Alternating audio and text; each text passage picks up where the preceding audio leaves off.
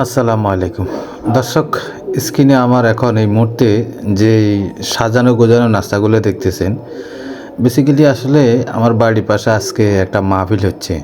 আসলে এইভাবে সুন্দর করে মাহফিলের দোকানদারি করার জন্য এরা আসছে, এখানে সুন্দর করে এই নাস্তাগুলো তৈরি করছে।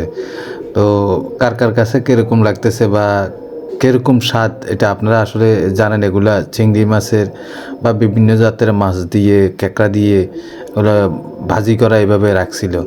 তো মাহফিলের আসলে বেসিক্যালি দেখেন আপনারা যে এখানে আসলে মানুষ বিভিন্ন জায়গা থেকে আসে, আসার পরে আসলে হেদায়েত হয়, এবং যারা ঘোরাফেরা করে তাদের জন্য আসলে এই দোকানপাট বা নাস্তা, বিভিন্ন ধরনের দোকানপাট আছে। আমি আপনাদেরকে এক এক করে অনেকগুলা ভিডিও এখানে করা আছে, এক এক করে সবগুলো আমি আপনাদেরকে দেখাবো।